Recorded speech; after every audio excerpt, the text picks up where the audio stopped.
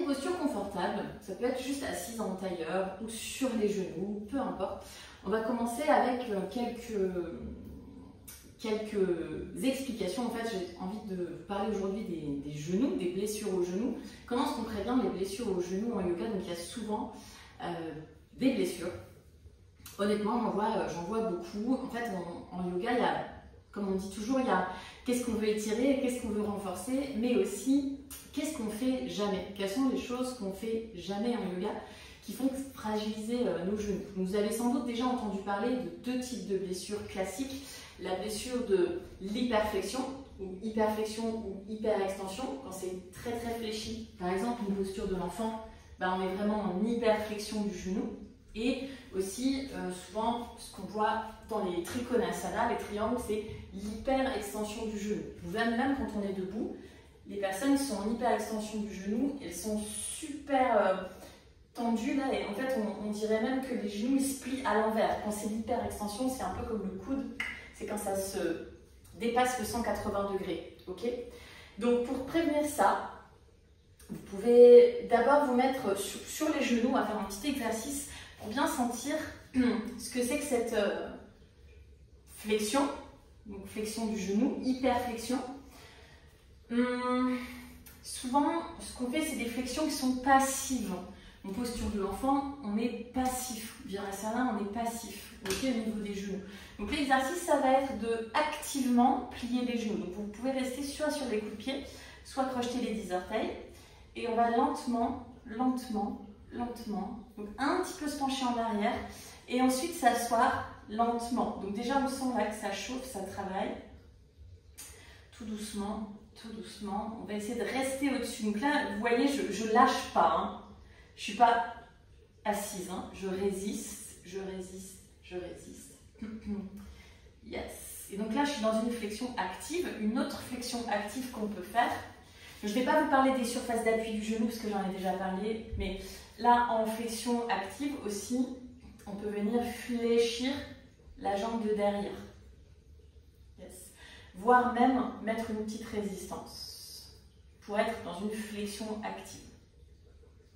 Ça, en général, on le sent bien. Ce qui est plus difficile à sentir, vous pouvez vous mettre debout, comme un guerrier 2, mais la jambe tendue. Ce qui est plus difficile, c'est de sentir cette hyper extension du genou. Donc, on va essayer de retrouver un peu la même chose. On va plier en freinant et on va tendre en freinant et en gardant bien le genou avec le regard vers le plafond. Yes. Et on résiste.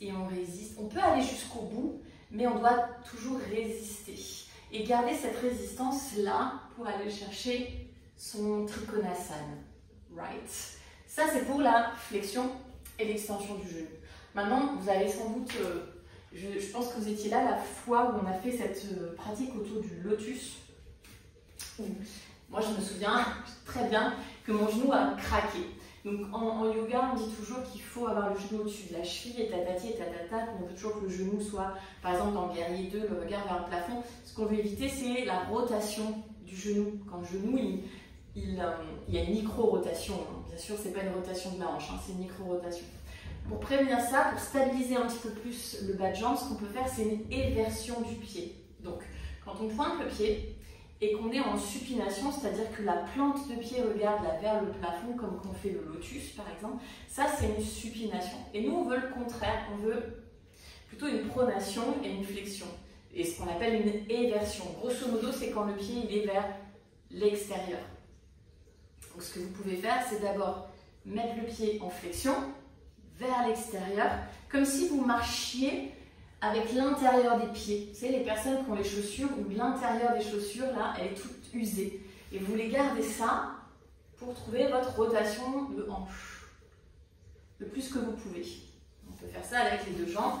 Et bien sûr, on a une hanche qui est un peu plus ouverte que l'autre, donc c'est pas forcément la hanche la plus ouverte qui est la plus facile. Et il y a un autre truc qu'on peut faire, c'est plutôt que de venir poser le pied d'abord, par exemple vous êtes en chien tête en bas, vous voulez faire votre pigeon, plutôt que de poser le pied d'abord, c'est d'abord s'asseoir en fait, et d'abord poser la fesse, le fémur, le genou, et ensuite le pied. Et ça c'est aussi une manière de nous protéger un petit peu. dans le sens où on va plus sentir que le mouvement vient de la hanche que de la compensation dans le genou. Yes. Et ensuite, on va faire un petit échauffement aussi pour préparer. Ce qu'on peut, c'est échauffer un peu les genoux. Donc pour ça, vous pouvez vous mettre debout. Et soit, on voit les enfants, ils font ça dans les cours de foot ou de hand. Donc vous allez bien étaler les pieds dans le sol, vous allez décoller les 10 orteils, vous allez trouver votre pada bandha habituel. Et vous allez plier les genoux pour vous mettre en chaise, dans une chaise où on ne s'occupe pas trop du haut du corps. Donc vraiment une chaise de jambes, j'ai envie de dire.